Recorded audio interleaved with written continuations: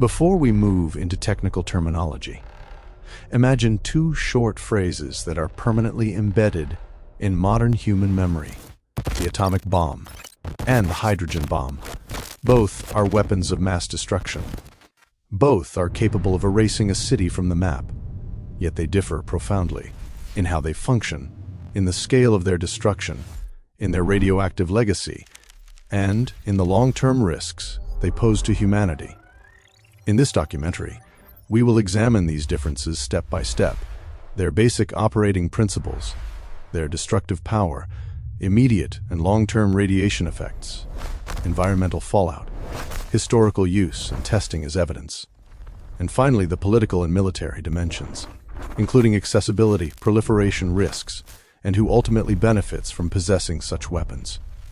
1. Principles of operation. A safe, conceptual level. The atomic bomb, fission weapon. An atomic bomb is based on nuclear fission, a process in which the nucleus of a heavy atom, typically uranium-235 or plutonium-239, is split apart. When this split occurs, a tremendous amount of energy is released, along with free neutrons. These neutrons trigger further splits in nearby nuclei, creating a chain reaction. The result is an enormous release of energy in a fraction of a second, producing extreme heat, a powerful blast wave, and intense radiation. The hydrogen bomb, thermonuclear, or fusion weapon. A hydrogen bomb operates on a different principle. It is typically a two-stage weapon, using a fission explosion as a trigger to generate the temperature and pressure required for nuclear fusion, the process that powers the sun.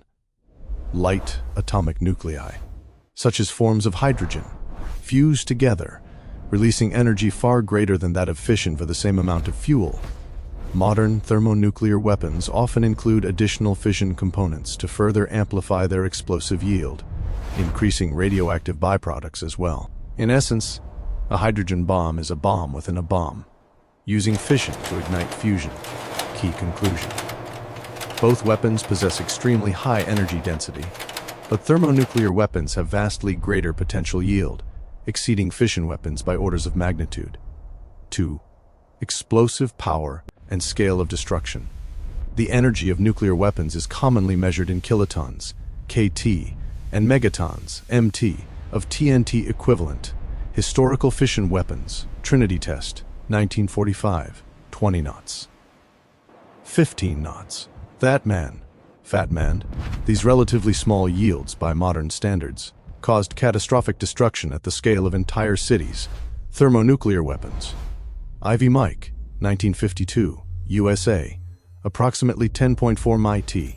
Castle Bravo, 1954, USA, approximately 15 mt, far exceeding predictions. Tsar Bomba, 1961, USSR, approximately 50 mt, with designs capable of even higher yields. Implication: thermonuclear weapons can release hundreds to thousands of times more energy than atomic bombs.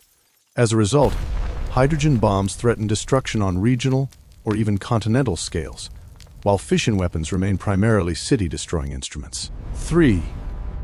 Immediate effects: blast, heat, and radiation. Both weapon types produce three immediate effects: blast, shockwave, thermal radiation, prompt ionizing radiation, blast, and heat. For the same yield, the physical effects of blast and heat are similar.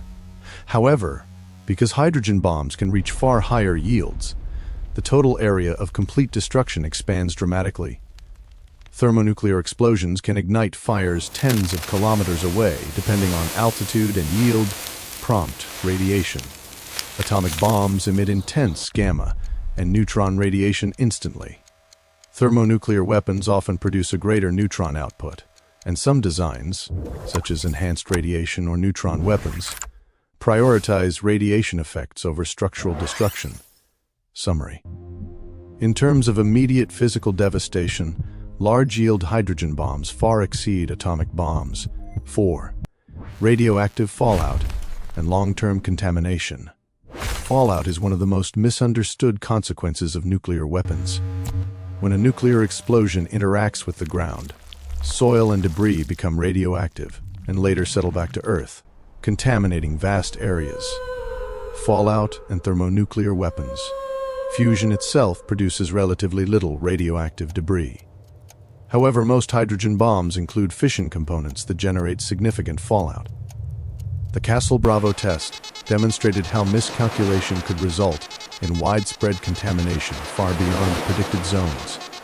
Key distinction: for equal explosive yields, fallout levels depend on how much of the energy comes from fission. High-yield thermonuclear weapons can contaminate larger regions simply due to scale, even when designed to reduce fission output. 5. Short and long-term health effects.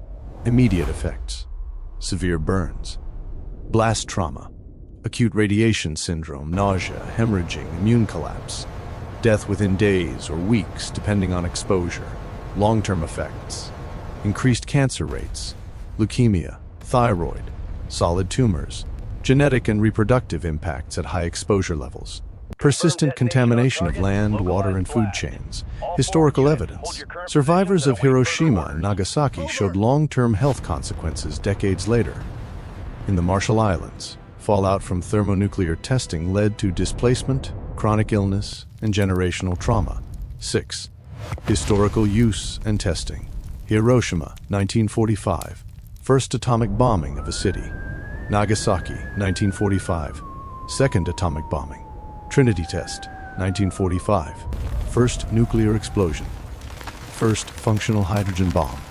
Castle Bravo, 1954. Severe fallout disaster. Tsar Bomba, 1961. Most powerful nuclear explosion ever conducted. Operation Crossroads, 1946.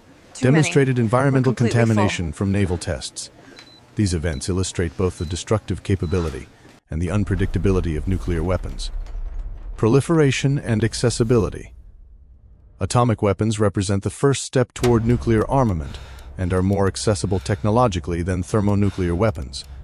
Hydrogen bombs require advanced scientific infrastructure and mastery of staged nuclear design, limiting their spread, but not preventing it among major powers. The existence of fission weapons significantly increases the likelihood of thermonuclear development. 8. Strategic and military use. Atomic weapons have been deployed both strategically and tactically. Hydrogen bombs serve almost exclusively as strategic deterrents, capable of annihilating entire regions. Their primary function is not battlefield use, but deterrence through the threat of total destruction. 9. Environmental, economic, and social consequences. Long-term environmental contamination, economic collapse of affected regions, psychological trauma and mass displacement, burdens on healthcare systems lasting generations. 10. Which is more dangerous? There is no single answer. Maximum destructive potential, thermonuclear weapons. Ease of proliferation, atomic weapons. Long-term environmental impact, both depending on design and deployment. Threat to civilization continuity. Thermonuclear arsenals pose the greatest existential risk. Final conclusion. Atomic bombs have already been used in war. Their legacy is permanent human tragedy. Hydrogen bombs extend that destruction to an unimaginable scale, threatening not just cities, but the continuity of modern civilization itself. The true danger lies not in choosing which weapon is worse, but in the fact that both exist, and both remain under human control in a world prone to error, conflict, and miscalculation. History and science deliver a single, unmistakable lesson: reducing, controlling, and ultimately eliminating nuclear risk is one of humanity's most urgent responsibilities.